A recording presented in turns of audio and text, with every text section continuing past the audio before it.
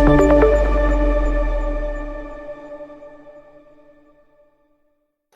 hello everyone and welcome back to our channel. So आज हम देखेंगे week 7. Week 7 is all about your errors, exception handling, assertion and logging, and a little bit about packages also.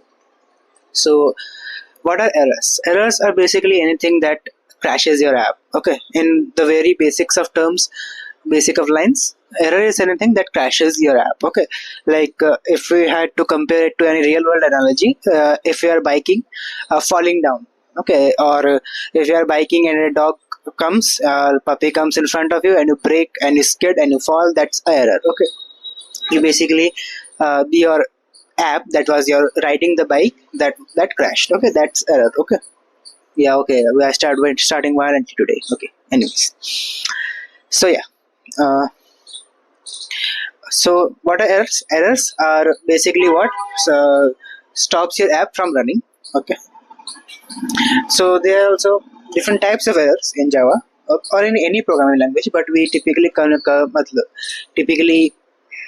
categorize them into three main types. First is external errors, which include issues like incorrect user input. For example, if we wanted to get a string but the user inputted a number, that is incorrect user input. Unavailable resources, for example, if you want a printer but the printer is already under heavy usage and it denies any further request, then that is an unavailable resource. Or hardware malfunctions, for example, the laptop not turning on, that is a hardware malfunction. So they are like this in code also. So for example, typing an incorrect file name, trying to print to a printer, writing to a disk that is full. Okay, coding mistakes. So now coding mistakes are what they are flaws in the code. Like for example, if we wanted to use a string but our code is set up to, but we incorrectly set up our code to handle numbers, so that's type of. Or let's say dividing by zero, that's also like our code allows divide by zero for some reason, so that's also a coding mistake. More general examples are accessing an array out of bounds. For example, if our array only has 10 items and we are trying to access the 11th element, then that is an out of bounds error. Okay, then invalid key in a hash table. For example, if we have a hash table or a dictionary in simpler terms and we are trying to access a key that is not even present, so that's another error, coding mistake. Performing illegal arithmetic operations such as division by zero. So these are some of the examples of coding mistakes. Then comes resource limitation. External resources depleted, such as memory shortage or disk space running out. These are external. Okay, external resources that we are using, those are those are depleted. For example, out of RAM. Okay, something like that. Then the signaling errors. Okay, so error should be signaled, obviously. If our app just crashes in the background and does not show anything, then we do not know what happened. Okay, so we need some type of way to know what happened. So that's how signaling error works. Okay, one way to signal error is to return an invalid value.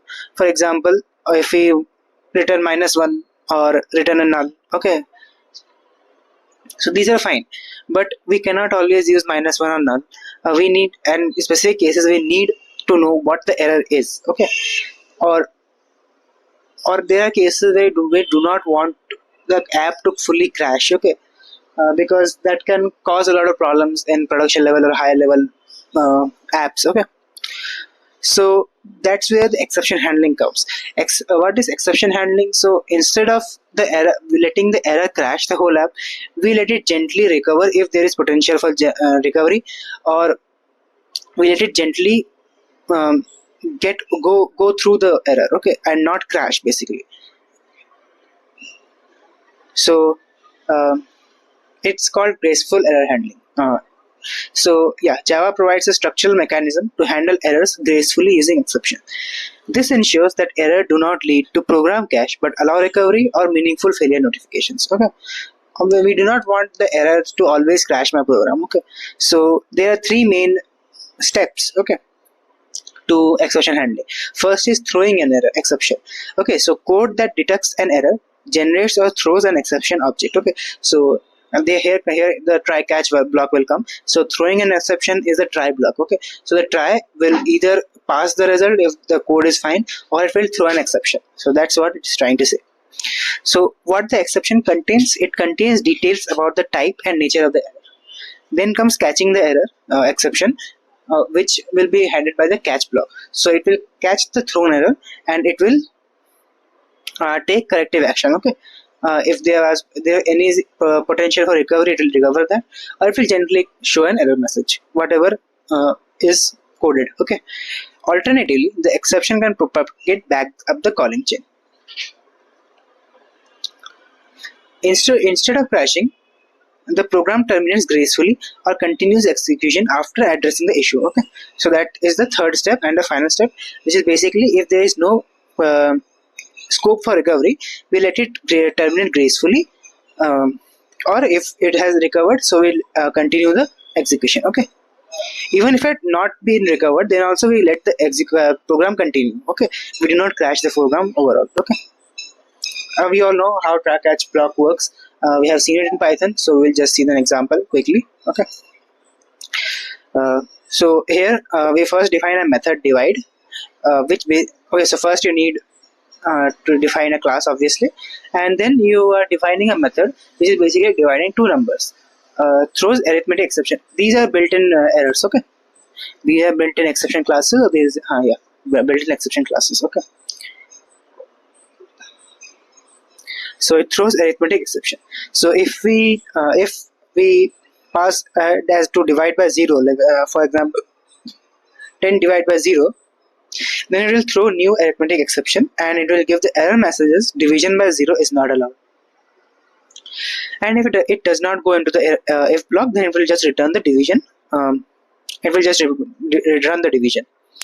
Then we go into the main, and while using the function, we use the try catch block. Okay.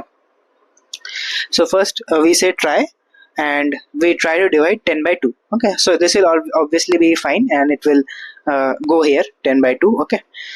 In the second one, we try to divide 10 by 0, which will obviously go inside this block. Okay. 10 by 0. So this will obviously throw an error, and as soon as it throws an error, it will go to the catch block with the error. Okay. So whatever error is throws, this error, basically this whole error will come here. Okay. And this thing, this message becomes E basically.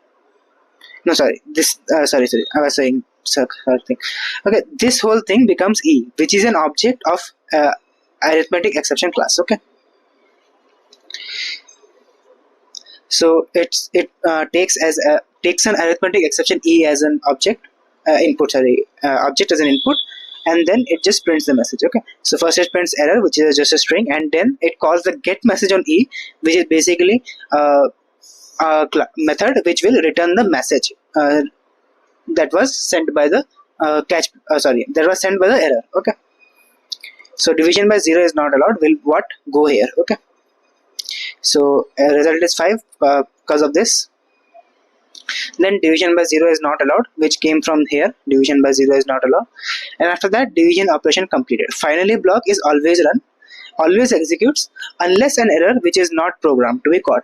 For example, if we say divide 10 by hello, so this is a string. Okay, so obviously we have not handled this error, so it will just crash the app. Okay, so that's the only case where finally will not run if the program has crashed completely. Okay. So since there is nothing like that here, so the finally will also run, and at last it will print division operation completed. Okay. So you can see the code explanation here. I have already explained this. Okay. After that, there comes classification of errors. Okay. So there is also hierarchy of errors, so that it is easier for us to understand or also to work with them. So at the top there is throwable, which contains two things: error and exception. So errors are what crashes the whole program. They are unrecoverable JVM level issues. Okay. What is a JVM? So that's what runs your program. Okay. When you say Java my class dot, okay, so when you run the program, that's run by JVM. Okay. Java virtual machine. Then there comes exception. Now exceptions are further two types: runtime exception and checked exceptions. So runtime are unchecked exceptions. Okay, we will see what they are as we go further now. So just remember this hierarchy. Okay, and the parent class is throwable. Okay, So now the main categories. First one is error. Error represents severe issues that are usually beyond the control of the programmer. They indicate problems that typically arise in the JVM itself and are unlikely to be recoverable during runtime. Okay, so these are unrecoverable. Okay, so if an error occurs, the program will crash. Okay, so what are the key characteristics? Errors are unchecked, meaning they are not required to be declared or handled in the program. Obviously, if the programmer, we already saw that the control is not on the programmer. So if programmer does not have control, then he obviously cannot declare or handle it in the program. Okay, so these are what the program cannot recover from. Okay, so this is a subclass of the error class. Okay, subclass of the error class. Okay, so some examples are out of memory. If your RAM is fully filled, okay, thrown when the JVM runs out of memory. Then there comes the most popular error, stack overflow error. So that this happens when the call stack exceeds its limit, usually due to infinite recursion. Okay, so if there is no break statement in the recursion and it just keeps on going and going, and or there is no base case set, then also it just keeps on going and again. So that's what is called stack overflow. Then there comes virtual machine error, which is like serious errors like JVM crashes or internal issue. If a JVM itself is not working or crashing again, that becomes a virtual machine error. Okay, here is a code example which basically causes stack overflow to show you. Okay, then there comes exception. Exception represent conditions that a program should handle gracefully. Okay, so exceptions are like smaller errors which at times are recoverable, and even if they are not recoverable, that they are not so big that they should cause the program to crash. But if they are not handled properly, they will actually crash the program. Okay, so they are recoverable, and handling them appropriately allows the program to continue execution. Exceptions are further divided into checked and unchecked exception, like we saw above. That is runtime exception and checked exception. Okay, so first is runtime exception. So what are unchecked exception? They occur due to programming mistake that could have been avoided with proper input validation or checks. Okay, the compiler does not enforce handling or declaring these exceptions. Okay,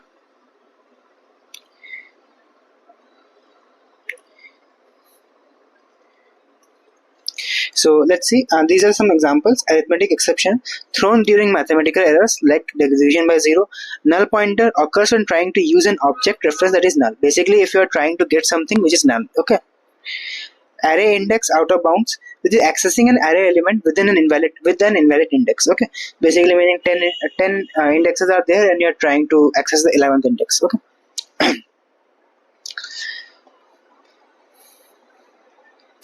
So what this means? Unchecked exception occurred due to programming mistake that could have been avoided with proper input validation. Okay, let's see. Let's say I am a user and I'm trying to divide two numbers. Okay, let's take the divide example. So in my divide example, let's say I did not have if b is equal to 0.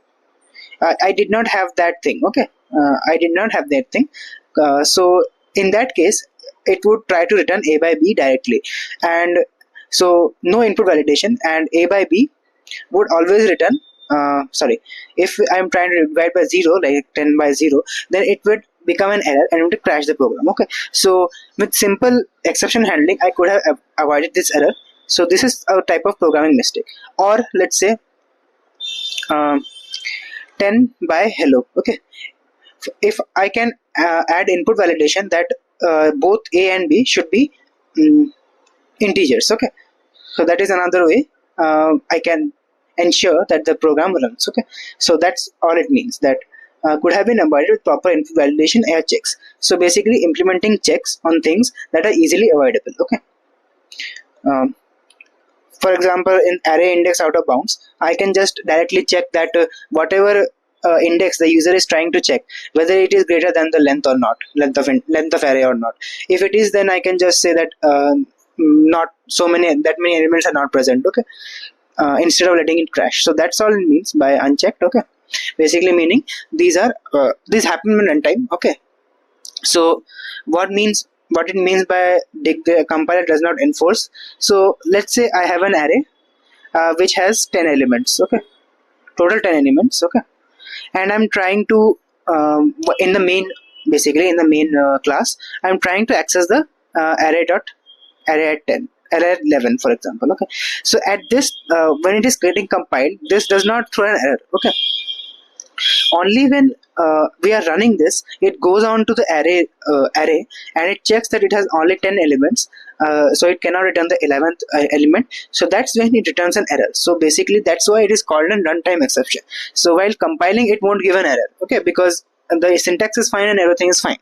Array is defined properly, the indexing syntax is fine. So that's all the compiler checks.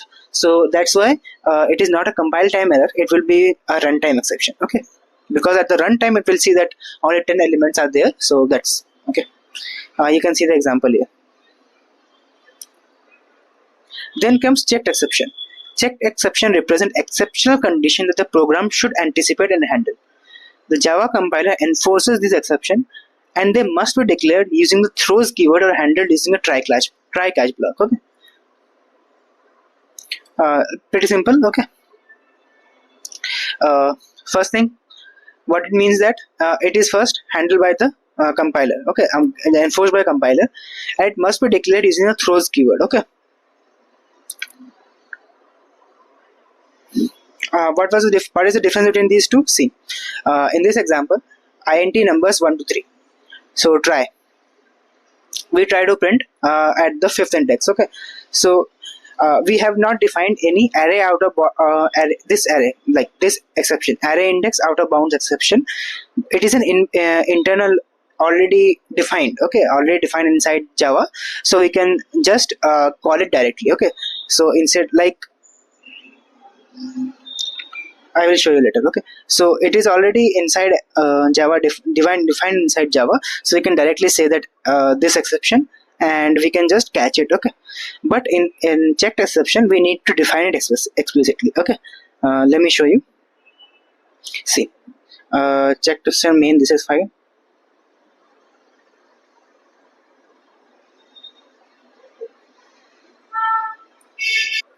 So in this one, see, we need to say when we defining the function that this throws an IO exception. Okay, so this statement, this throws statement, was not there in this. Okay, so that's what it means by throws IO exception. We need to use a throws word. Okay, so checked exceptions extend the exception class. Okay, so it extends the exception class excluding runtime exception. Okay, these are defined for situation where recovery is expected or required. Okay, so these are mostly designed where we can recover from the error, and the program needn't be crashed. Okay, often results from external issues like file handling, database access, or user input. Okay, so examples are IO exception, which basically means input output operations such as file handling. SQL exception, which means that errors related to database access, and file not found, which basically if file cannot be found. Okay, so see, let's go back to the example. So we want to check checked exception. Okay, so here we are trying with the file not found exception. Okay, so see, we say that okay, so one thing, IO exception is general. Okay, and these are more specific. Okay, these are more specific errors. Okay, so you can use a general in place of specific things. Okay, so if in see here, example.txt is not there. Okay, example.txt is not there, so it should throw a file not found exception. Okay, but we have not defined a file not found, but we have defined a IO exception. Okay, we have defined the more general. Okay, the error message still remains the same. Okay, but we have just used the general thing. Okay,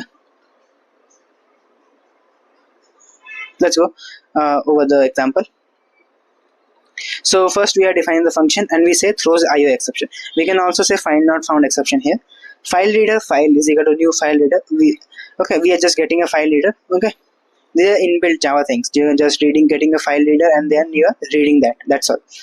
And there you are printing each line. Okay, and at last you are closing that. That is all the function is doing. Okay, now when in the main function we are first trying to read the file, but since this file does not exist, it throws an error and it goes to the catch block, and then it prints that an error occurred with the message that no such file or directory. Okay, example.txt, no such file or directory. So that's how it is working. Okay. Then you can see the code example explanation. File reader may throw an IO exception if the file doesn't exist or can be accessed. Okay. So IO exception is more general. Okay. So let's say if the file existed but it could not be read for some reason, then also this would have thrown the error. So basically meaning file not found exception is specific. It will only work if the file was not found, but if any other error occurred, then it would not handle that. Okay, that's what it meant. Okay, that's all it meant. Read file method declares throws IO exception, meaning the caller must handle it. Okay, basically meaning if there is a throws, then you need to catch. Okay.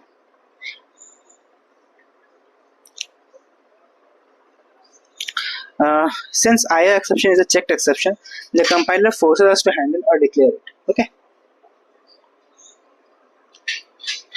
Then comes user defined. Okay, so we can also define our own custom exceptions. Okay, let's say I want to check a voter list and I need to check that each person added has their age greater than 18 or not. Okay, greater than or equal to, let's say. So those are custom. Okay, Java does not care about your age. Okay, so then you need to define them by yourself. Okay. So see, public void validate age and then throws invalid age exception. Okay. So you need to define them first. Okay, and each the custom exception should extend the exception class. Okay.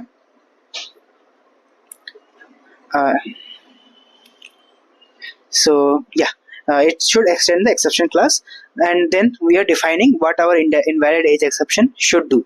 Okay. So there are two ways. You can either define what to do with message and e.get message, and you can do all those things inside the defined class also, or you can just directly call super message. Okay, so it will just directly call the super. Okay, and you can just say e.get message and not worry about explicitly defining each method again. Okay, you can just use the super class for that. Okay, and you can also use the super constructor and everything. Okay, so that's what we have done here. Pass the message to the parent exception class. Okay, so while defining the function, we say that it throws an invalid age exception, and if age is less than 18, we throw a new error with the error message, and if it is not, then we just print this one. Okay, then comes the main function.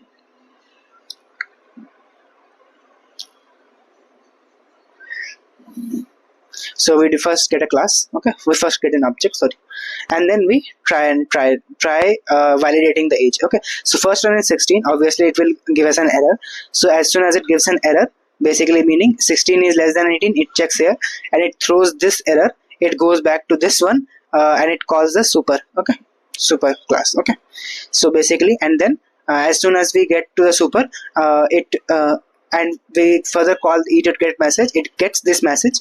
So age must be 18 or older. Okay, so caught exception, age must be 18 or older. Okay, but 20 does not give any error and it just runs fine. Okay, you can read the explanation here. Okay, so I explain everything here. Okay. Okay, now comes catching exceptions. There are two main things. First is single exception. Okay, let's say I only need one exception. Okay, let's say IO exception, like we did the general thing. Okay, we, instead of having file not found error and maybe let's say a bunch of other things, we just use the most general thing, IO exception, and if any type of error occurs, file not found or can't be accessed or can't be read, anything, it handles that directly. Okay, so we can just use one catch block and that is fine. Okay, so E is a variable. Okay, just don't worry about that, whether you have to use E only. E is just a variable. And now comes multiple exception. For example, if I want to debug it further, okay, so I can use specifics. Okay, let's say if it cannot be accessed, then we use IO exception.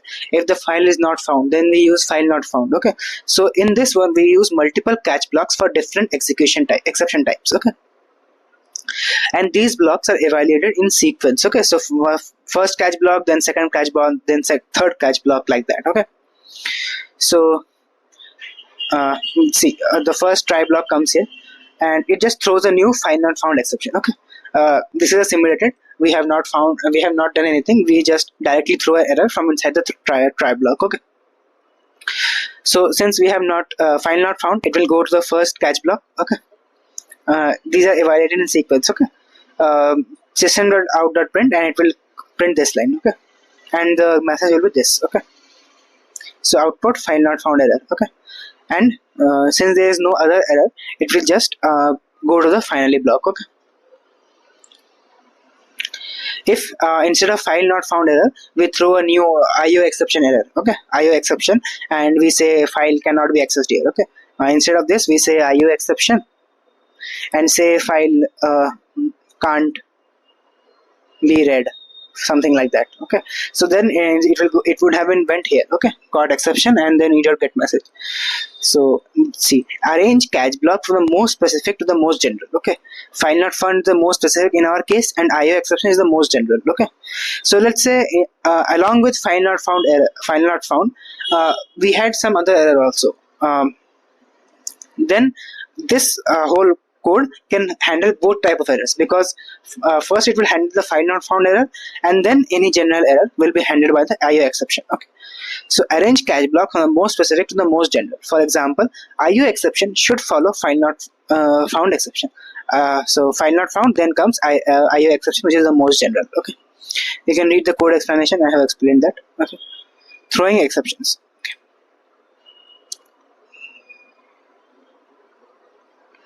Okay, so this is what we saw earlier. When a method can throw exception, it must declare them using the throws keyword. Okay, like throws illegal argument exception. Okay, this is this is also another type of inbuilt thing. Okay, the Java compiler ensures that checked exceptions are either caught or declared in the calling code.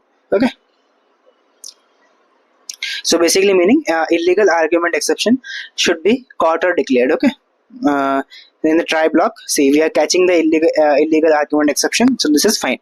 Compiler will let it run. Okay, if you remove the catch block here, then this thing becomes false, and the compiler will not let you run the code. Okay, you can see the example. This is really easy example. I have shown you other thing above, and the code explanation is also given. Custom exception I have already showed you. Okay, custom exception is as a user defined one. Okay, then comes finally block. When is finally block usually? So finally block is usually used for critical cleanup code. Okay, let's say I'm working with a file. Okay, so I have done everything I need with the file, try, catch, everything I have done with the file, and at last I need to close it. Okay,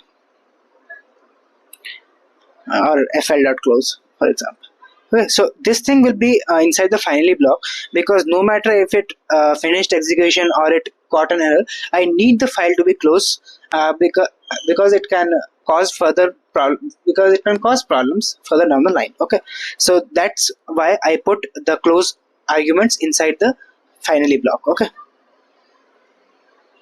see, resource cleanup. Okay, see, in the finally block we say custom resource cleaned up. Okay, no, sorry, not here. This is the finally block, and finally block we clean up the resource whatever the function has hogged up, and then we say cleanup completed. Okay, you can see the code explanation. Okay, exception chaining. Okay, so exception chaining is using more than one try catch blocks. Okay, Java supports chaining exceptions to provide more context about an error. Okay, while working with exception chaining, we get more methods like get cause and it cause. Okay, so first we have a try block, which this is outer try block, and this is the catch for the outer try block, and this is the inner try block, and this is the catch for inner try block. So in the inner try block, we are explicitly throwing a new error, which is the illegal argument exception error, and this is the cause. Okay, and then we are catching that. Okay, so when you catch that, so basically it will come here, and inside the catch block we are throwing it to the more general one. Okay, so now it will get thrown to the runtime exception, and so runtime exception, and now runtime exception has two things because it's the outer block. So runtime exceptions cause what caused the runtime exception is the illegal arg. Okay, and what the message will show for the runtime exception, it will show this line, processing failed. Okay, look at this line. So if so now we say caught exception e dot get message. So what is e dot get message? So this thing becomes your message, which is a final catch block. Okay, processing failed due to invalid input. Okay, this is your no, sorry. No, yeah, sorry. This is the message. Okay, fine. This is the counter. This is fine. Okay, so when we catch that, so first we're catching that, and while catching, if we say e dot get message, so this becomes the catch, error failed due to invalid input. So this becomes the message, and if you say throwable cause is equal to e dot get cause, so obviously you need to get the cause, and if there is a cause, okay, not equal to null means if there is a cause, then you print the cause message, and what caused it was caused by this try block, which explicitly threw a illegal argument exception with the message invalid input provided. So this is the cause. Okay, so caught exception, firstly from here, this line, caught exception, processing failed due to invalid input, this is a message, and then caused by invalid input provided, this is the cause. Okay, you can see the code array.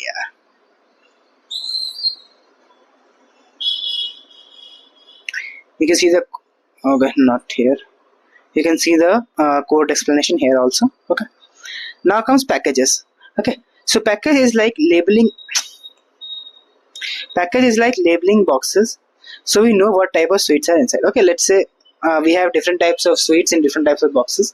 One is dry sweets, one is what, wet sweets, anyways, whatever.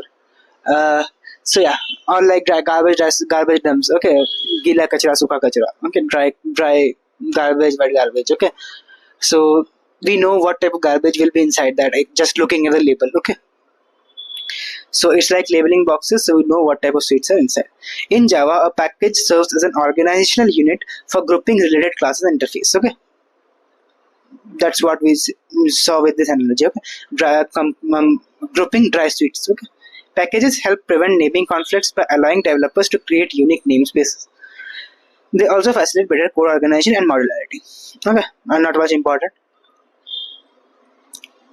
So see, star imports all classes in a set package but does not include sub packages. Okay, see, java.math.star imports all classes. Okay, so it imports the classes. Okay, but it does not import java.math.geometry. Why? Because this is a package, this is a sub package basically, and it is not a class. Okay, you need to explicitly import it if needed. Okay, so star imports all classes. Okay, remember that. Okay, so what are the benefits of packages? So first is namespace management. What is namespace management? Let's say I am working on a program and another one is also working on this program. Okay, so we both can have a class named employee. Okay, in different packages without conflict. Okay, prevents naming conflicts by creating unique namespaces. For example, two devs can have a class named employee in different packages without conflict. Okay, so the important thing is different package. You cannot have this class and class employee in same package and expect it to work. Okay, so then comes code organization. Packages group related classes, making code easier to navigate and maintain. Obviously, if you have a package which contains all the employee data, so you know that if I need to access the employee data, where I can go, or if I need to make changes to which package I should go, and it does not concern all other packages. So that's what code organization means. Then comes access control. Packages actually let you have more control over the visibility. For example, with public, private, protected, default. Okay, so with using those, you can control which parts of the code are accessible from outside the package. Okay, and then comes reusability and modularity. Obviously, if you define one package, you can reuse it again and again. Okay, so creating and naming packages. So the naming convention follows like this. Whatever the we know about the internet domain naming, onlinedegree.iitm.ac.in, just reverse that. That is your package name, in.ac.iitm.onlinedegree. Okay, so now comes defining a package. So first you need to name a package. Okay, so you name the package using this package and then your name. Okay, package word and then your name. So this is your label on the box. Okay, and then you define whatever classes and all you need inside that. Okay, so this is basically the suite inside. So the employee becomes a suite inside, and this thing becomes your label. Okay, now using a package. So before using, you need to import it. Okay, so how do you import? You say the package name first, basically the label first, and then you say what you want to import.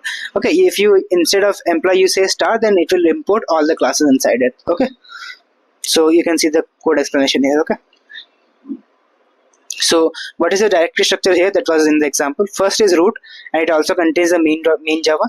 Then there's a in folder, then AC, then ITM, then an online degree, and inside that it has employee.java. Okay, so it just tells you that this is main, this is main. Okay, that's all. The employee class and method get name method are public, allowing them to be accessed from outside the package. Okay, now comes the important thing, visibility modifiers. Okay, so we have already seen public, private, so I can just skip that. Public is anyone can use that. Private is only within that. Okay, within the defining class. Okay, accessible anywhere. Private is defined only within the defining class. Okay, then comes the default thing, where we do not say anything. Okay, or we just say default. You can just say default or you can just skip that. Okay, whatever. So what this thing does, it is basically package private. So whichever package contains that class, it can access that. Okay, only those classes inside that can access that. Okay, so let's say I have a package, inside that I have a class 1 which has a default variable, let's say var. Okay, and I have another class 2, so this can access that. Okay, so this class can access that because it is in the same package. Okay, but if I have a different package 2, and inside that I have a class 3, so class 3 cannot access this. Okay, that's what a default does. Okay, if you have to analogy, for an analogy, friends in a room. Okay, so whatever friends are present in that room, they can eat the sweets. Okay, that's one way to look at it. Okay, then comes protected. Protected is close friends. Okay, so if I have a protected here, a protected variable here, so this can access, and if package 2 is a no, not package 2, not package 2, let's say I have a class 3 which extends class 1. Okay, basically meaning it is a subclass or subtype, then it can access this. Okay, so protected is within the same package, obviously. So if class 2 can still access that. Okay, if it is a protected, this still can access that. And second is in subclass, even if in there is different packages. Okay, so package 3, or in, let's say, in the main, outside of everything, whatever you want. Okay, so it is a different package, still it can access if it is a subclass. Okay, well, let's go over. Okay, the example. See, we have defined a bunch of different variables with different access modifiers. Okay, first is show public. So this is a public variable, it can be accessible anywhere. Okay, so this is fine. And then comes show private. It is being called from here, so this is fine. It is being called within the example, so this is also working, and this will also work, and this will also work, because obviously everything is being called from that package only, so this is fine. Okay, so now we create a class in the same package, a different class. Okay, same package access. Okay, so now this package contains two things: visibility example class and also same package access class. Okay, so now public will still work. Basically public, every public var or everything is mentioning, is referencing here only. Okay, so example.show public will work. Show package private will also work because it is in the same package, and then protected member will also work because it is still in the same package. Okay, but private will not work because it is trying to access the private variable of this thing. Okay, so this will not work, this will throw an error. Okay, and at last we create a different package. It is a completely different package. So now different package extends visibility example. Okay, although this is a different package, but it extends the class from above. Okay, so public will still work, package private will not work. Package private members are not accessible outside the package. Okay, because it's a different package, default variables will not be accessed. Okay, now since it extends this, it becomes a subclass, so it can show the protected. Okay, so it can access the protected basically, and private will already will be not accessible obviously. So okay. So this is the code explanation. Then comes assertions. Okay, so see, there are two things: exceptions and assertions. Okay, exceptions let you exception lets you handle the errors gracefully. Assertions are a different thing. Assertions are more used when the in debugging or while testing. It is not used in production deployment. Okay, let's see. Okay, in Java, when developing function or method, it is important to ensure that the input parameters meet certain expectation or constraint for the function to work correctly. Let's say if I'm dividing, then it should not be divided by 0, or my inputs should be integers only. Okay, something like that. Okay, so to handle this, developers often rely on two primary mechanisms. Okay, so we typically have two primary mechanisms: exception and assertions. Okay, so when do you use exception? The exception validates constraints and throws an exception when violated. Okay, it throws an exception when validated. But on the other hand, assertions validate assumption during development and testing, but does not trigger during production runtime. Okay, so these are more assertions are more used for backend testing. Okay, in a way. Okay, and not for production deployment. Okay, so as we go further into assertion, it will become more clear the difference between those two. So we already saw validating constraints with exception. Okay, so when do we need exceptions? Okay, so if I'm a user, okay, let's say I'm a user and I'm trying to access a function, or if I'm trying to run a function and the function is returning an error, so as a user I need to be able to see what the error is there. Okay, what the error is coming. Okay, so in those cases where we need the error specifically on the user part, and also we do not want the crashing. Okay, on the production you do not want frequent crashes of your app. Okay, so that's where you use the exception. Okay, so if because the user is accessing, he should see the error. Okay, so that's when you use exceptions. Okay, it's just an example like we saw above. Okay, just go through this once. Okay, now comes using assertions for internal check. Assertions provide a lightweight mechanism for validating assumptions during development. Okay, so exceptions are really broad. It has a lot of things like a try clash blocks, get messages, error messages, get cause, init cause, whatever. Like they are very heavy. Okay, compared to that, assertion is very lightweight. Unlike exceptions, assertions are typically used for internal private methods. Okay, so what it means by internal private methods, because user does not use private methods, they are internal as checked in developer or testing environments. Okay, so let's say I am accessing a private method. As a developer, I am accessing a private method which should contain integers. So I can add an assertion that whatever is being passed to that function as an input should be an integer. Okay, so user does not isn't concerned with that, because it is a backend thing or it is a developer thing, and he does not concern himself with that. Okay, so let's say the code example.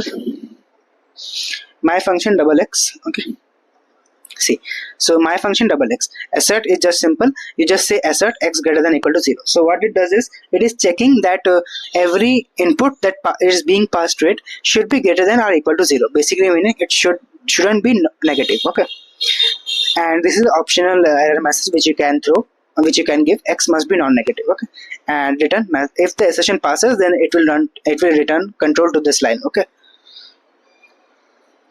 okay, this is an important line: enabling assertions requires the JVM to be run with the EA flag. Okay, example Java EA assertion example. Okay, so test case 1. Okay, this is fine, this will run fine, this will run fine. But as soon as you come here, negative number, my function -4, so square root of -4 plus result 3, this will try it. But since it is the assertion will fail, it will go to the catch and it will give you an assertion error, and it will print the error message. Okay, assertion failed, idiot get message. Okay, so as soon as you run the program with this specific syntax, so first will be square root, second will be a square root, but as soon as it return goes to this line, it will say X must be non-negative. Okay. So now comes the features of assertion. So it will abort on failure. Okay. Keep in mind that this will abort on failure. Okay. When an assertion fails, an assertion error is thrown, aborting the program. Exception was not aborting the program. Remember that. Okay. This is the main difference. Diagnostic information.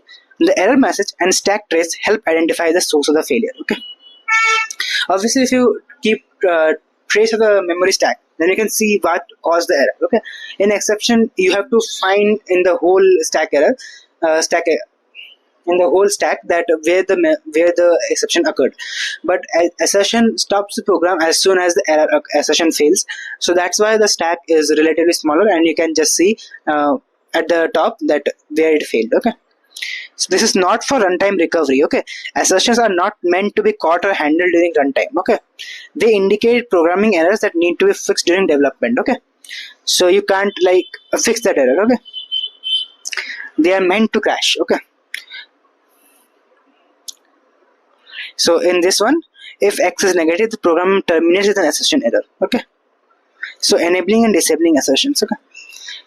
So, and how to enable assertions? -EA, it is for globally. Okay. This enable assertions for entire application. Let's say I have assertions for different types of classes, different classes inside my code. So it will enable assertions for all of those. Okay. Then this specific syntax will allow you to enable assertions only for the specific class. Okay. Then comes package, basically meaning if you instead of my class you say package, whatever follows this thing. Okay. If you not follows this thing, sorry, just 1 second. Basically meaning -EA dot -EA colon, and whatever follows. If the class name follows here, so the all the assertions for that specific class will be allowed, and if your package follows this, then package name follows this, then all the assertion for all the classes inside that package will be enabled. Okay. And the same goes for disables, just instead of EA it becomes DA. Okay. Just go over this summary once. Okay. This is important. Okay. So EA or enable assertions globally. Okay. EA package name, enable assertion for all classes in the specified package. Package name dot class name, assertion for a specific class in the package. DA package name, disable assertion for all classes. Okay. You can just see. Okay. You can also say that dot package dot name. Okay. One more thing. Okay. In addition to this thing, -EA colon, I say a package name, and then I say a class inside, which is inside the package name. Okay. So then all the assertions for this specific class will be enabled. Okay. When to use, we already saw development and debugging. Okay. So you can see the difference between them. Purpose is validate assumptions during testing, and exception in handling runtime errors gracefully. Okay. Because you do not want your code to be crashing frequently. Okay. When used, development and debugging, and it is exception are used for production. And runtime behavior, it is disabled in production and it is always enabled. Okay. Handling do not catch, should be caught and handled. Now the last thing comes, which is logging. Okay. Logging is essential for diagnosing issues and maintaining traceability. Okay. So we all know what logging is. Okay. We have seen logs everywhere. Okay. If you have, for example, if you have any Windows or Linux operating system, even Mac also, if you have worked with them, then you must know that if an error comes, the first thing many professionals or most of the people that know where to checks the logs. Okay. Even in web apps, you check the logs first. If you haven't done anything, any deployment or render, it shows you logs while actually running the applications or deploying it. Okay.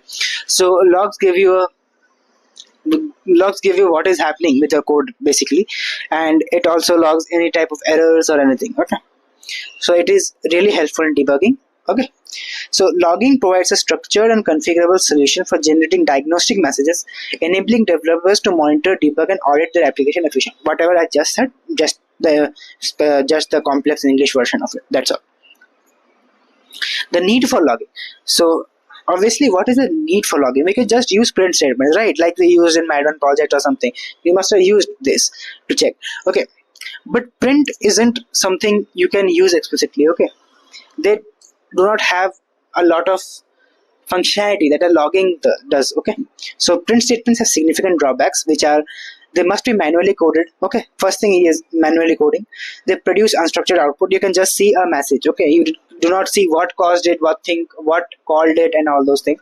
You need to, like intuitively you can see what caused it, but if it's a big code, then it's not really easy to think or intuitively get them. Okay, turning them on or off requires modifying the code. Obviously you need to comment them or something. Okay, so logging addresses these issues by organizing messages hierarchy by importance. Okay, providing metadata. Okay, it gives you a lot of data, like which line caused it, which error caused it, at what time it got caused, which specific thing called it. It, like you can see the execution chain. Okay, so you can also enable external controls via config files. Okay, so now comes the basics of logging. Okay, simplest way to log messages in Java is to use global logger. And how you use a global logger? Using first you need to import these two things, and then just get an object of the global logger, and then just log them. Okay, so there are three main levels of logging, and there are in total 7, but these are the three main important ones. Okay, so these are levels. When you say that object dot this is the levels. Okay, info, warning, severe, these are the levels. Okay, these are the decreasing order of importance. Okay, then comes the set level thing. Okay, so what does set level do? Set level basically sets the minimum level of your logs. Okay, so if you set set level off, basically this will basically turn off every logging. Okay, logging suppressed, nothing will be shown, no logs will be shown. Okay, so see, first example, we have no set level, so everything will be logged. Okay, so these three are the logs. Okay, and this is a print statement. So first thing, it will be print. Okay, this is the output, and this is a log file. Okay, if you go to log file, this is what will be shown. First will the print statement, and then the logs. Okay, first is info log, then the warning log, then the severe log. Okay, and it also tells you which one called it. Okay, so main function basically called it. Okay, then the second example, we also have info, warning, severe here, but we have set level to be off. Okay, so logging will be suppressed. Okay, then there comes the custom. Okay, set level dot warning. This is how you set the level. Okay, level dot warning. So as soon as you say whichever level you want, that particular level and every level above it will be called. Okay, so what so in this case, warning will be called, severe will be called. So let's see, info, this will not be called, warning, this will be called, severe, this will be called. Okay, so if you see the log file, then custom log file, which is the print statement, and then the warning comes and the severe comes, the info does not come. Okay, so because warning and the thing, the levels above, that only those will be logged. Okay, so what is a global logger? It is a pre-configured logger that can be used for basic logging without additional setup. Okay, if you do not want a huge setup, okay, or you do not need that much of a logging, deep logging, then you can just use the global logger, which is a pre-configured logger. Okay, then comes the logging levels: info, warning, severe, off. Info basically is used for general informational messages. Okay, like what is going on, something like that. Okay, warning is potential problems, like let's say if I'm using a specific version of something, of a module. Let's take an example of Python. Python, let's say I am using scikit-learn version 2, and version 2 is soon to be deprecated. Okay, and version 3 will replace that. So I can just add a warning that scikit-learn version 2 will soon be deprecated, consider switching to version 3. Okay, so that is warning. Okay, severe is critical issues that need immediate attention. Okay, so severe is basically what can essentially crash your app. Okay, or these are very deep issues, these are huge issues that need immediate attention. Okay, then we customize the logging level using the set level. Okay, now comes custom loggers. Custom loggers allow you to organize and manage logging more effectively, especially in larger projects. Okay, they can be structured hierarchically, similar to package names, providing fine-grained control over logging. Basically, meaning you can fine-tune them to the last bit, and tailor them to your needs. That's all it means. Okay. Basically meaning custom loggers, what they allow you to do, they allow you to fine tune every aspect of logging according to your needs. That's all. Let's see. So we have two things here. Let's say parent logger and child logger. Okay. Logger.getLogger, just a name to this, and then we have a child logger which is also has this name. Okay, this is just a name, logger name, where logger name is a string representing the logger's name. That's all. Okay. So this is now you have two loggers. One is a parent logger, one is a child logger. Okay. So let's see. First thing, default logging behavior. So what is a default logging behavior? Parent logger.info, child logger.info. So default logging behavior, it will just log everything that is thrown its way. Okay, fine. Now comes the main two examples, which is first let's see the example 2. Setting log levels for the parent logger. Okay. System.out.println, we first print just this. Then we set the log level for the parent. Okay, parent logger, we have set the level to warning. Okay. So this logs only warning and severe for both parent and its children. Okay. So see, parent logger.info will not be logged.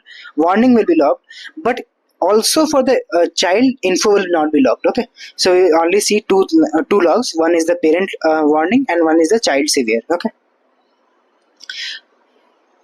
Okay. See, the child logger.info is the info message is suppressed by the parent. Okay, because we set the parent level. Okay, so as soon as you set the level for the parent, it automatically sets the level for the child also. Okay, so next thing comes the child. Okay, in here we are setting the level for the child. Okay, so parent logger.warning, this will work. Parent child logger.info will also work. Child logger.warning will also work. Okay, so logs everything for child. Okay, it logs everything for parent also. They didn't had a parent info, but if they had a parent info, that will also be work. Okay. So in this everything is logged. Okay. Code explanation. You can see the code explanation here. These are the 7 different logging levels in the decreasing order of importance. Okay. You can control the level of logging. Logger.set level, like we saw above. Turns on all levels and turns off. Okay. Level.all, basically this line will turn on all levels and this will turn off logging itself. Okay. Now advanced configuration. Okay. Logging behavior can also be controlled externally using a config file. Okay. If you have worked with config files, you will know how those things works. But if you haven't, don't worry about it. Just know that they can be externally controlled using a configuration file. That's all. That's all you need to know. Okay. Advantages of logging is structured messages. Firstly, you can see that the logs have a structure to them. Okay, you can actually see, you can actually work with them. So first is structure mechanism. Second is configurability.